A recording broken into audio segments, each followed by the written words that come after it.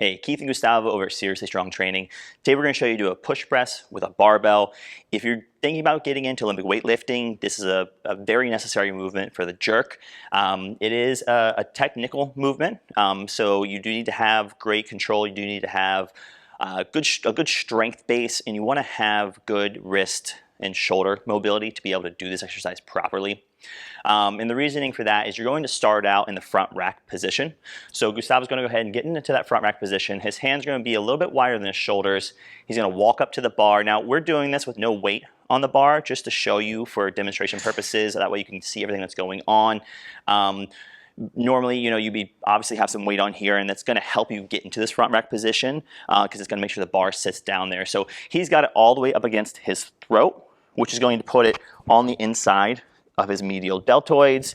He's got his fingers actually open because if you have a firm grip on it, your hands are closed, you're going to have a really hard time being in a good front rack position.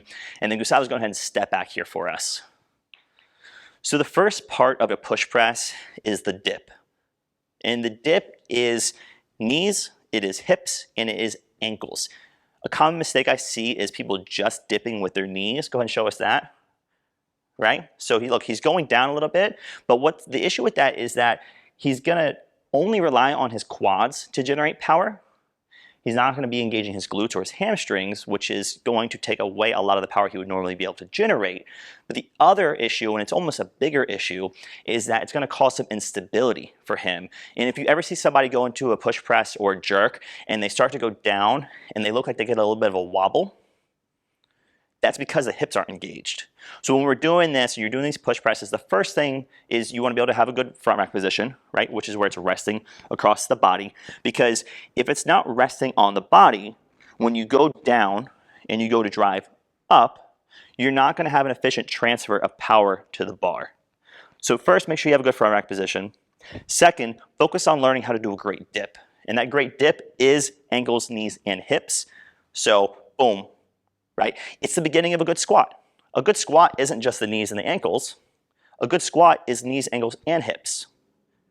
It's not a huge dip. It's really just a couple inches. And then from that power position, right, from that low, that beginning of the squat is where we're going to explode up. When we explode up, that bar is going to leave the body. Then we're going to engage the arms into pressing it up, and we're going to squeeze the bar nice and tight. So Gustavo's going to show you what one of those looks like. Boom, right? His finished position here is nice and tall. Wrists, elbows, shoulders, all vertical and in line with his ears. Nice and tall, strong position here. When you're getting started with a light bar, this is not going to be important, but when it gets heavy, it will be very important, and that is the descent of the bar. As he comes down, he's going to catch the weight. If you bring a heavy weight, however much it is, down to your shoulders like that without trying to compensate with your legs, you're going to have a hard time. You're going to have a bad time. So make sure as you bring it down, you lower the body a little bit to soften that blow. So we're going to show you a few more here. He's in a good front rack position. Hands are open. He's going to go into a good little dip here. Remember, that's knees, ankles, and hips. Boom. He's going to explode up, close the hands, finish strong, and then when he comes back down, he's going to compensate. Let's give us two more, Gustavo. Remember, make sure you're doing it from this front rack position where the bar's in contact. I want to show you one where we don't have a good front rack position. So if he was squeezing the bar nice and tight, go ahead and get a grip on it like you're going to, like you would be in the finish, right? A common mistake here is it's not in contact here, right? So watch what happens to the bar as he dips down. It's going to not be in contact with the body. So as he goes down, it's going to continue down. It's going to continue moving towards the ground even after his body stops. So there's going to be a lag here as to when he goes to start to drive up. The other issue is that he's going to be relying solely on his arms and his shoulders to transfer the force of his legs to the bar. And that's going to lead for a more inefficient transfer. There's going to be less power that goes through the bar.